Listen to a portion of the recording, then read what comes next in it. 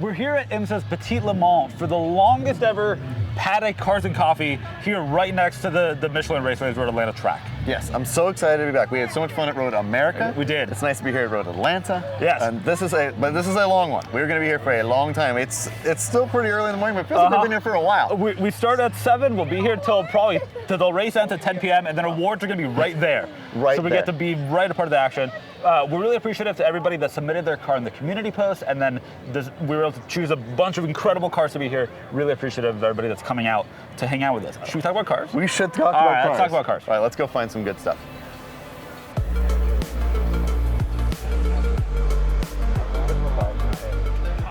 All right, I'm gonna skip the Gator Bane R8. My friend Steven's R8. I'm gonna skip the Aston Martin because I want to talk about the Z3 because thanks to your lessons during Monterey Car Week, I know that that's an S52 Z3M. And why do you know that's an S52? The badge is flatter. Yes, it is. That is correct. I can't believe that I know that now, and I'm ashamed that I know that now. No, be proud. I'm proud of you. What's the other telltale? So the color of the wheels is silver. It's not a chrome shadow. All right, we gotta move on. There are other ways. Yeah, you can there are other ways if you look inside. That's a cool the Z3 gauges. with the blue interior. Is yeah, quite Estoril nice. with the blue interior. It's a lot of blue. You got a lot of blue. I've been to it. It's a great blue. One of BMW's finest. And we have an FDR X7 that I was speaking with the owner. It's the barn find, hadn't been driven in 20 years. Wow. And they cleaned it up a little bit, and now they've done 7,000 miles in it, and it's fantastic. incredible. Have you felt the door handle on our X7? I have not. I don't want to just open it. Someone's car, Filippo. Let's go feel the door handle. Okay, I'll feel the door handle on my X7. Feel that. It's metal, and it feels just tight and incredible. Ooh. That is Isn't nice.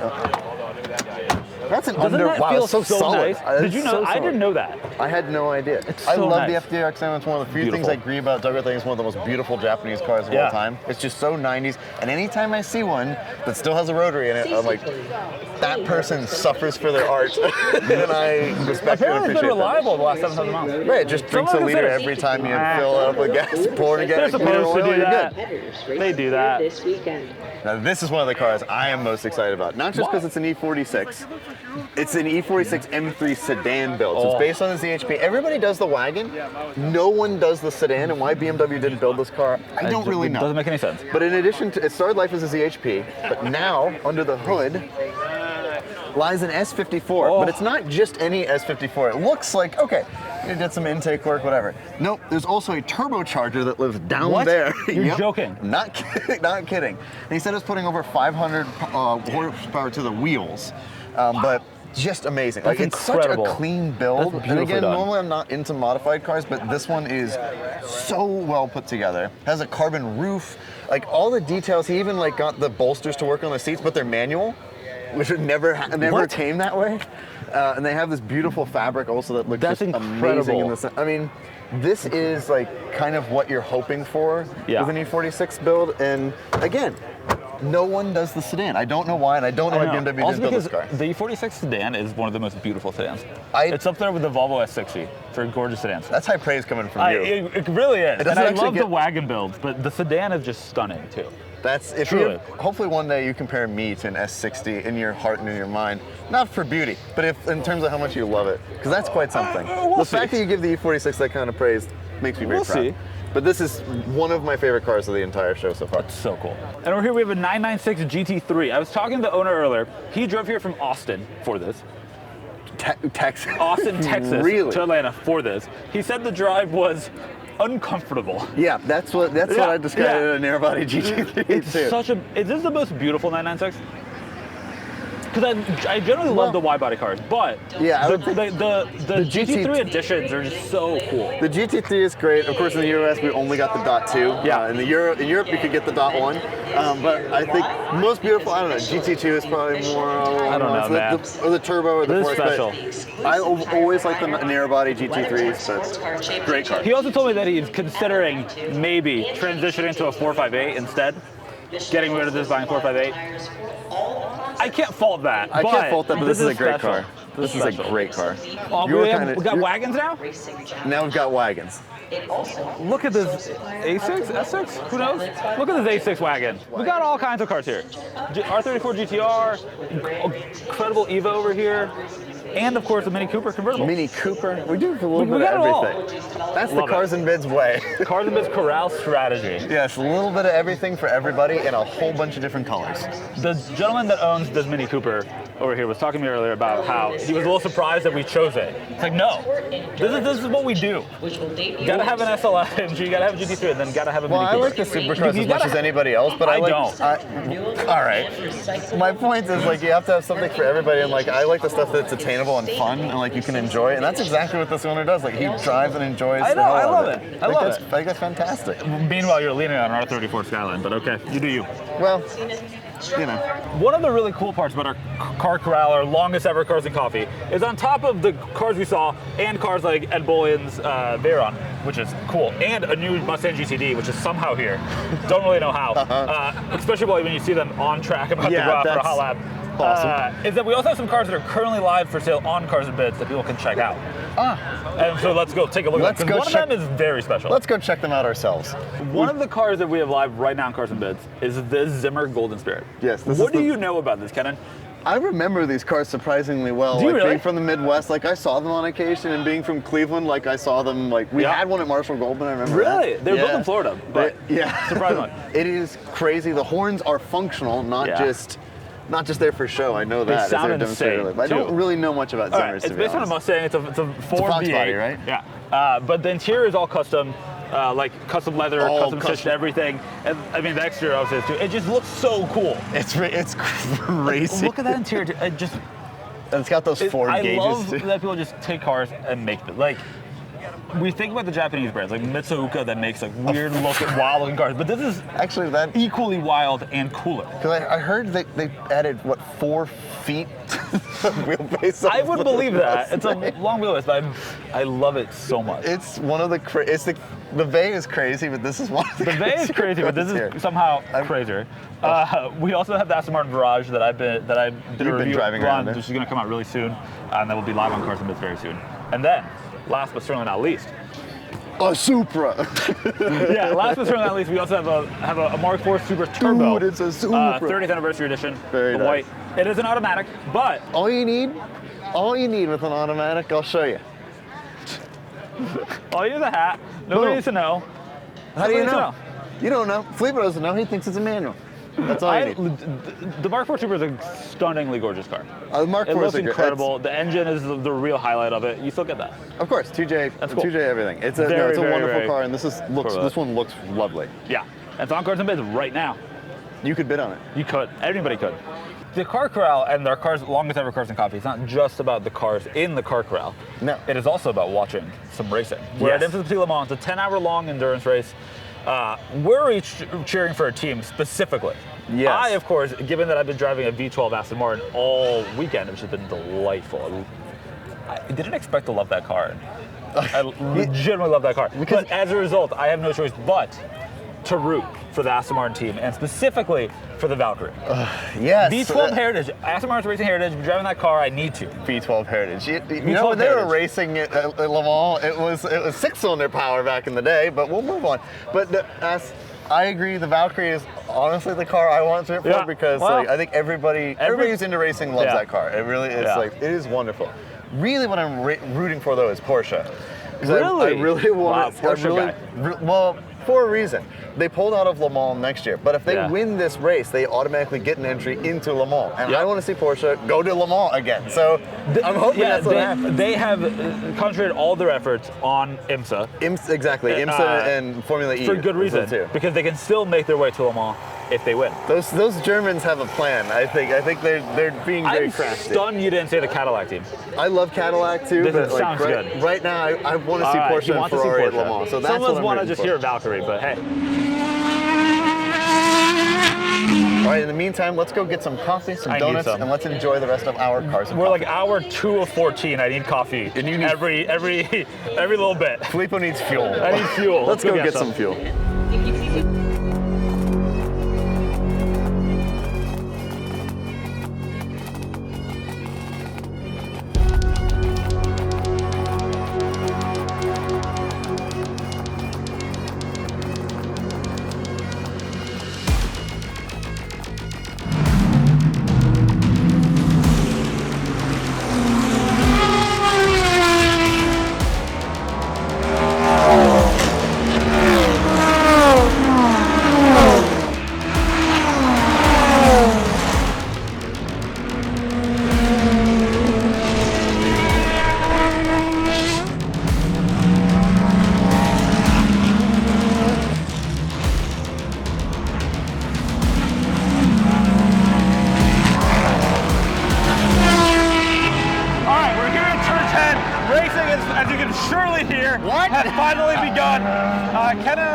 watching carefully. Unfortunately for me, the Valkyrie did just get passed by the by Porsche 963. That's exactly right. But we got 9 hours and 10 minutes of racing still to go.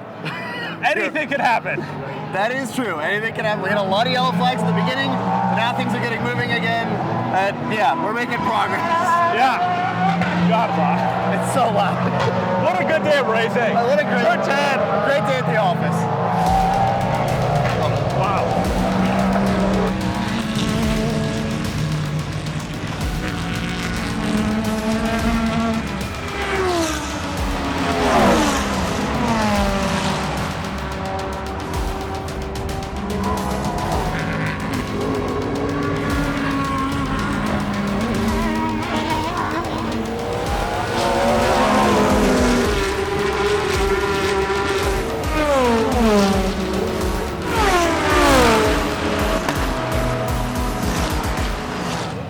Thank you for joining us. It's so good to see you. Thanks for having me. Thank you for bringing out the Vey. This is just the coolest car. I can't believe you have one of these in your life. But talk to me more through your car specifically. Tell me, I know lots about the Vey just like you do, but walk me through this. Well, I'm still surprised that I have it in my life as well. Every time I go out in the garage and it's still there and they haven't repossessed it yet, I'm like, yes, we still got this thing. But yeah, it's a 2012 Grand Sport. They made the Grand Sport, which is the open roof version of the 1,000 horsepower variant of the Veyron. They made about 14 of them for the US, and this one was one of the last ones. They actually used it for the Frankfurt Motor Show. And then it was sold to one of the owners of Symbolic Motor Company, and he got arrested, and they sold it to Birdman of Cash Money Records, and then he gave it to Justin Bieber as a present, and then took it back and got it repossessed, and they sold it to Floyd Mayweather, and then Little Izzy Vert, and at one point it was sold through R.D. Whittington, who runs Wires Only, and his uncles owned this racetrack because they loved having the back straight where they could land the drug planes on.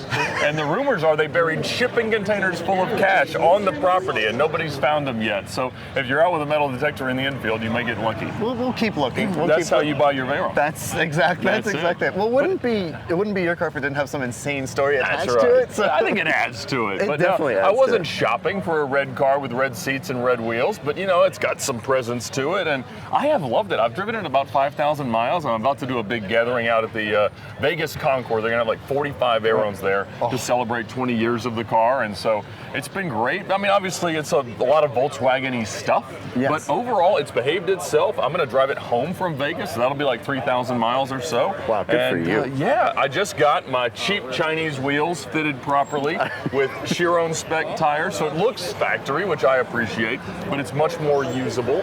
I guess that's kind of like Doug's version of putting a lift on the front of his Curve GT. Right, yeah. You know, it's in the spirit. Different strokes, different folks. That's it. That's it. It is so cool. Has it lived up to your expectations of owning this car? Because you grew up in the Top Gear era like I did. Very much You remember so. Yes. the James May and all the stats. Has it lived up to that expectation? It has, and I love just how usable it is. Like, there are so many amazing cars that you can buy and own, but one of my questions is always, well, can I take it somewhere?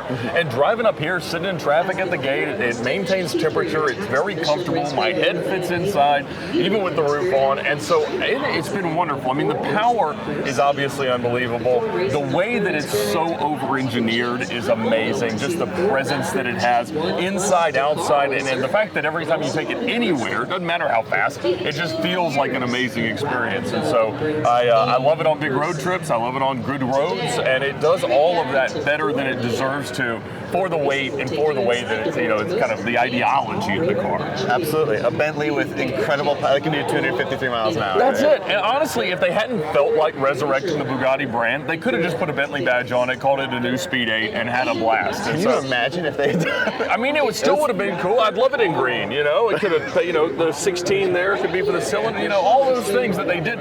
But I think what they did with Bugatti as a brand, and then obviously continuing through the Chiron Tourbillon and all the special editions, is super duper cool. And I think people are recognizing that in the same way that we grew up loving Lamborghinis and Ferraris as kind of the halo cars in most cases, the generation just younger than us is hypercar crazy. And Absolutely. so I think, at least I hope, and with my credit, that it will, you know, move in the right direction value-wise. There's good evidence of that, but it's just such a good car to own, and I can't imagine what would replace it. No, I totally agree. This was a Concorde moment for the car. Yes. And it gave birth to so much crazy stuff that's come after, but it really, this changed the game completely from the McLaren F1. Totally different car. Although after spending a lot of time in a McLaren Yeah, F1 recently, man, that I'm so jealous. ultimate two-car solution right there. Oh my God, yes it is. But they can't even crash them enough to make them my price anymore. Like it's like No. they're off. The Rowan So- Atkinson proved that for us. I know it. Twice. Yeah, twice, exactly. exactly. Yes. But thank you so much for bringing this out. It's a treat to see you. It's a treat to see the car. And this is just the best. Thanks for having me. Of course, my pleasure.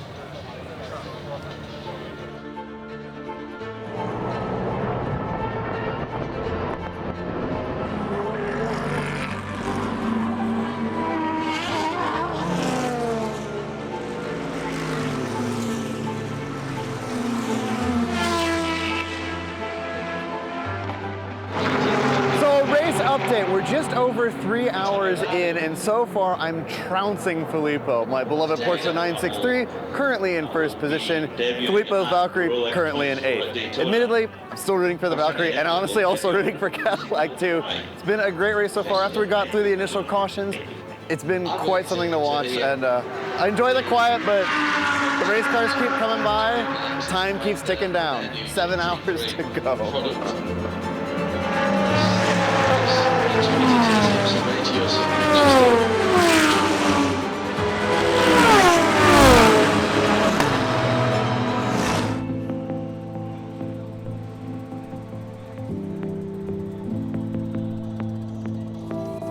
And sometimes the car corral gets so full, the Cars and Coffee is so popular, that you have to start parking cars between rows of cars. Luckily, that Toyota Sports 800, very, very cool, and also very, very small.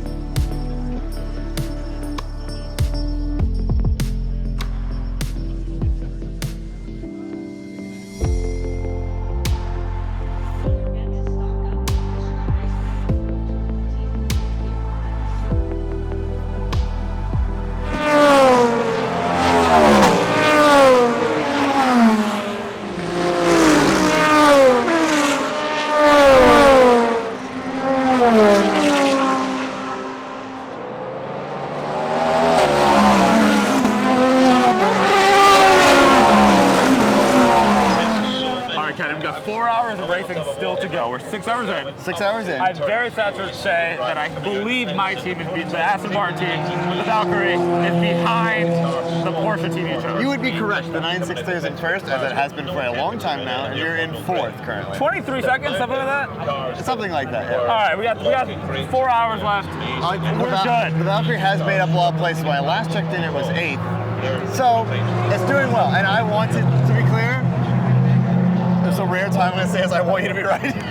I want you to be right. So do I. But we'll see. We've got some distance to cover yet, like you said. 4 hours left to go. We're at the SS. Can we just sit right here the rest of the 4 hours? I'm game if you are. Watch the SS. Get a beer.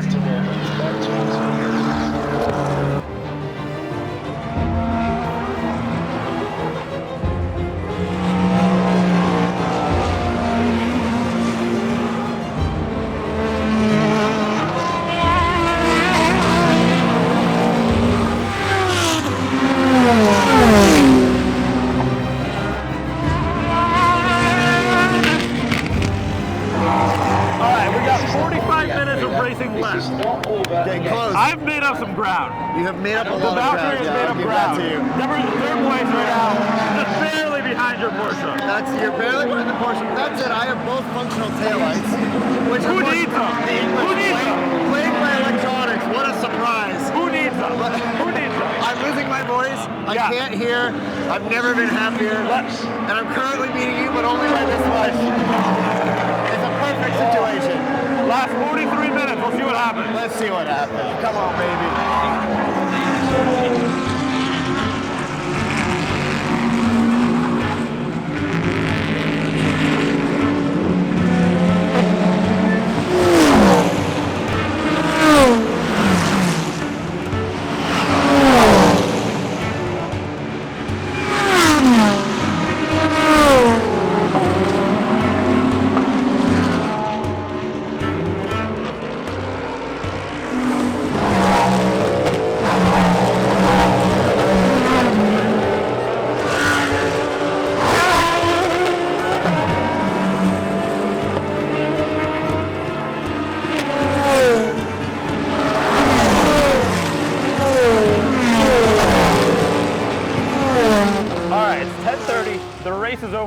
were being lit by Lexus GX headlights and a single fog light.